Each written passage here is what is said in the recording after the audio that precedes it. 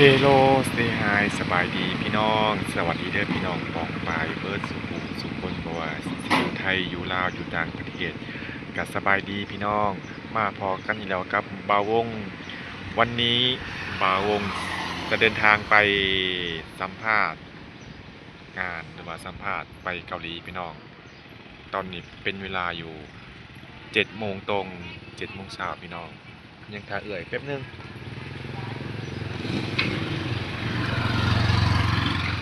ตอนนี้บวงก็หอเส้นทางหลวงหรือว่าเส้นทาง13ไต่พี่น้องนี่เขาไปนั้นไปเมืองบาวง33 กิโล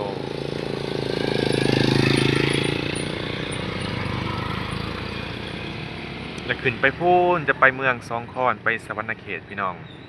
ขึ้นไปนครหลวงเวียงจันทน์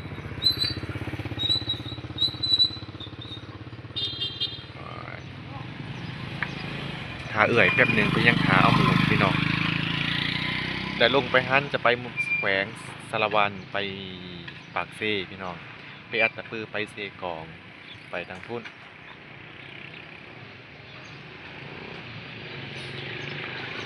มันหลุ่นกันพี่น้องว่าสิผ่านหรือว่าผ่านหรือว่าจังใดหรือว่ามีสื่อบ่หรือว่าบ่มีสื่อเพราะว่าบริษัทกับบริษัทโทรหาบ่วงโดยตรงในพี่น้องโทรหาหัวหน้า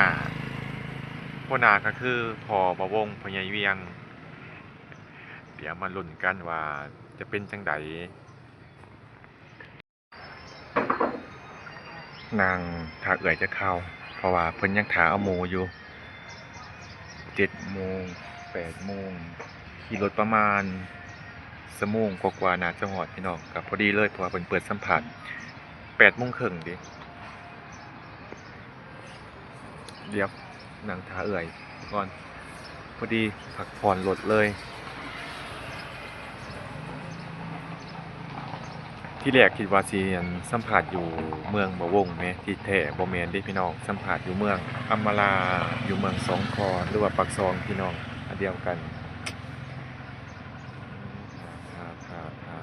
สักข้าวสักหน่อย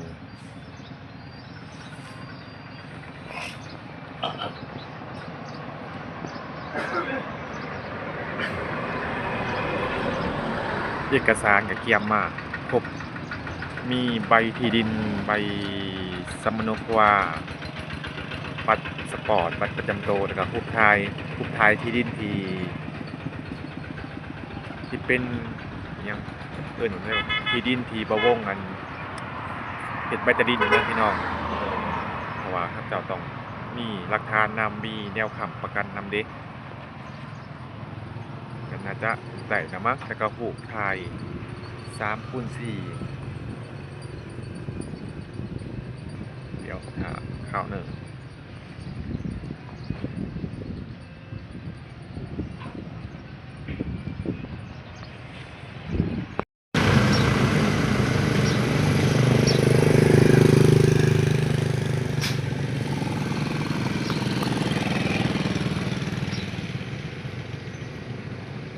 FC หลายคนก็ถามว่าบ้านมะวงหาปากซอง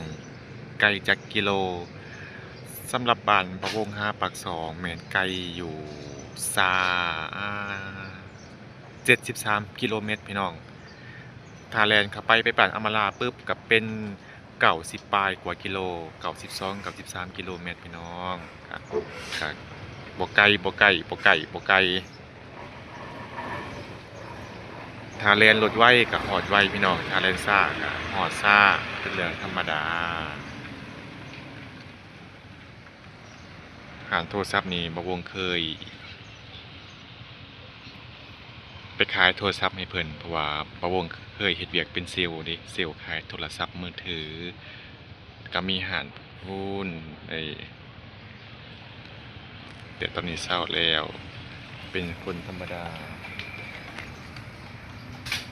โอ้นั่นมาหอดไปเนาะหอดใส่เลยเนาะทุกเวลามีขาเสมอเด้พี่น้องหนำบ่เคยท่าปลาเวลาบ่เคยท่าไผ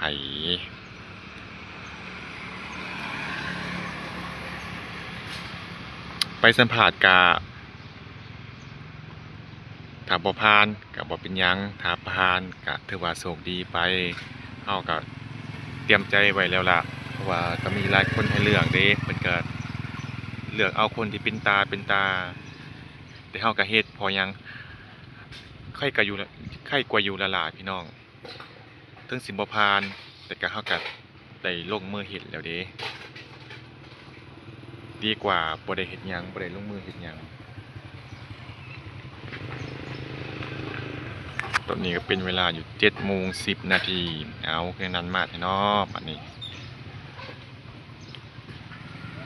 หนทางยังอีก44กิโลเมตรพี่น้อง44กิโลเมตร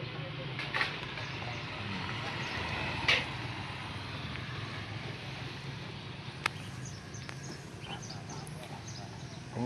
ยแดดครับพี่น้องมื้อนี้โอเคพี่น้องเดียวเป่าวงเดินทางกันต่อเพราะว่าสัวและยันบ่ทันเดี๋ยวพอกันอยู่จุดสัมผัสพี่น้องเดินทางไปแล้วเดินทางมาฮอดปากสองข้อนแล้วพี่น้องมาแวะกรอบเอกสารเพิ่มเติมเพราะว่ายังมีบางอย่างที่ยังกรอบ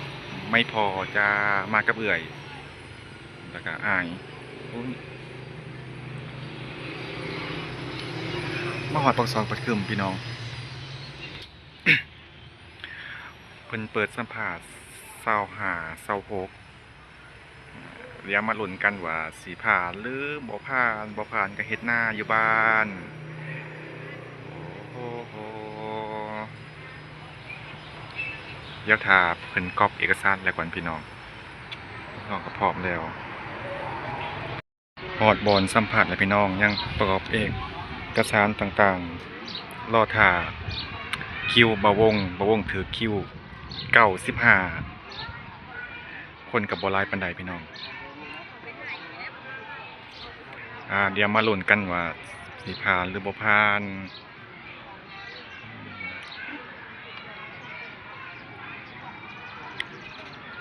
เพิ่นสัมภาษณ์อยู่2 วันพี่น้องมี25กับ26ก็คือมื้อนี้กับมื้ออื่นคนอยู่เมืองบ่วงก็มาหลายอยู่เด้ประมาณ10 กว่าคนแต่ว่าเพิ่นต้องการให้งานเมืองหนึ่ง10 คนพี่น้องคันผู้ใดบ่ผ่านบริษัทนี้ก็ไปบริษัทหน้าเพราะว่ามีหลายบริษัทที่มาเอาแรงงานไปเฮ็ดเวียกอยู่เกาหลีมี2-3บริษัทพี่น้องโอ้ตอนนี้ก็เป็นเวลา10 โมงรอท่าคิวพี่น้องรอท่าคิวสัมภาษณ์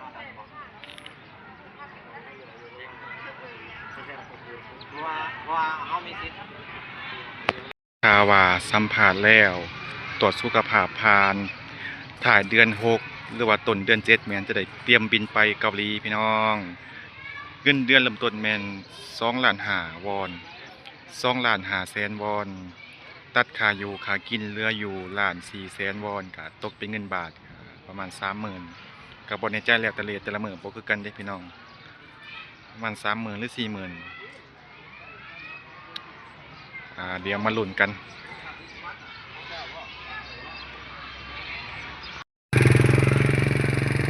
นั่งท่าเขาสัมภาษณ์พี่น้องมันตอนบ่ายพุ่นล่ะโอ้ยเพราะว่าเขาได้คิว95เพิ่นเอิ้นเขาเทื่อละ10 คนแม่นบ่10 คนบ่แม่นพี่น้องเทื่อละ5 คนเทื่อละ5บัตรคิวเดี๋ยวมาลุ้นว่าสิเป็นจังใดตอนนี้ข้าวเช้าก็บ่ทันได้กินเทื่อเดี๋ยวไปหากินข้าวเช้าก่อนพี่น้องหากินข้าวเปียกก่อนหรือว่าจังใดเพื่อทาบ่พอกระเทิน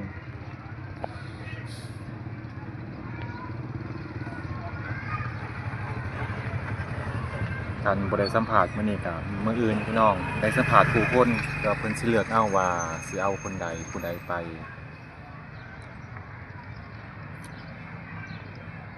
หลายคนก็สุขภาพดีแข็งแรงบึกบืนแต่ว่าไปตรวจสุขภาพก็บ่ผ่านพี่น้องไม่ผ่า